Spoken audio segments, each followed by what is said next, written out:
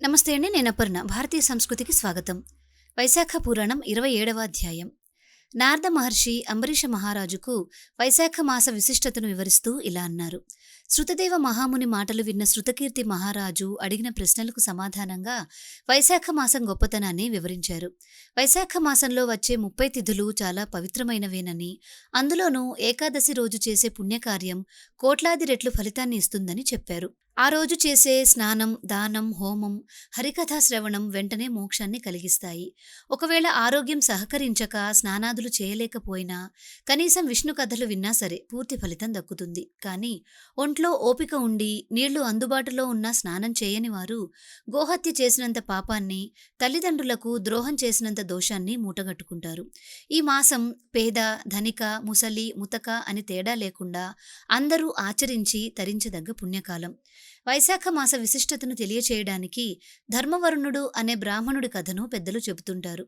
కలియుగం మొదలైన కొత్తలో ప్రజలందరూ ధర్మాన్ని వదిలేసి పాపాల్లో మునిగిపోయి ఉండడం చూసి ధర్మవరుణుడు ఆ దేశాన్ని వదిలి పుష్కర క్షేత్రానికి వెళ్ళాడు. అక్కడ మునులందరూ కలియుగంలో చిన్న పుణ్యం చేసినా పెద్ద ఫలితం వస్తుంది అని చర్చించుకుంటున్నారు. కలియుగంలో తిండి మీద ధ్యాసను, శారీరక కోరికలను అన్నింటికంటే కష్టమైన పని అని, ఆ రెండింటిని నిగ్రహించుకున్న వారికి భగవంతుడి దయ సులభంగా దొరుకుతుంది అని నారదుడు వివరించాడు. కలియుగంలో ధర్మం క్షీణించిపోతుందని, సజ్జనులకు గౌరవం ఉండదని చెబుతూ ఆయన అక్కడి నుండి వెళ్ళిపోయారు. ధర్మవర్ణుడు లోకాన్ని గమనిస్తూ పితృలోకానికి వెళ్ళాడు. అక్కడ అతను చూసిన దృశ్యం చాలా భయంకరంగా ఉంది. అతని పితృదేవతలు ఒక చీకటి నూతిలో తలకిందులుగా వేలాడుతున్నారు. వారు పట్టుకున్నది కేవలం ఒకే ఒక గడ్డిపరక. ఆ గడ్డిపరకను కూడా ఒక ఎలుక నిరంతరం కొరికేస్తోంది. ఆ గడ్డిపరక ఎప్పుడు తెగిపోతుందా అని వారు భయంతో విలవిలలాడుతున్నారు.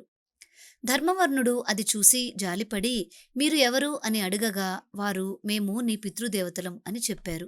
వారి వంశంలో ధర్మవర్ణుడు ఒక్కడే మిగిలాడని, అతను పెళ్లి చేసుకోకుండా సన్యాసిలా తిరుగుతూ ఉండడం వలన వంశం అంతమైపోతోందని, ఆ గడ్డిపరక అతనేనని వారు వివరించారు. ఆ ఎలుక అతడి ఆయుష్ను కొరికేస్తోందని, అతను చనిపోతే తమకు పిండం పెట్టే దిక్కు ఉండదని, అప్పుడు తాము ఆ నరకంలో పడిపోతామని బాధపడ్డారు.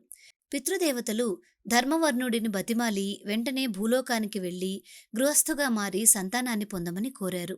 ఒక ఉత్తమమైన పుత్రుడు ఉంటే చాలు, వంశం తరిస్తుందని చెప్పారు. వైశాఖ మాసంలో పితృదేవతల కోసం చేసే తర్పణాలు, శ్రాద్ధకర్మలు చాలా గొప్పవని తెలిపారు. ముఖ్యంగా చైత్ర బహుళ అమావాస్య రోజున జలకలశాన్ని దానం చేసి పిండ ప్రదానం చేస్తే గయలో 1,000,000 సార్లు చేసినంత పుణ్యం వస్తుంది అని వివరించారు. ఆ రోజు చల్లని పానీయాలు, అన్నదానం చేస్తే పితృదేవతలపై అమృత వర్షం కురిసినట్టు ఉంటుందని చెప్పారు. వారి మాటలు విన్న ధర్మవర్ణుడు తన తప్పు తెలుసుకొని బాధపడ్డాడు. పితృదేవతలకు, ఋషులకు రుణం తీర్చుకొని వాడి జన్మ వ్యర్థమని గ్రహించాడు.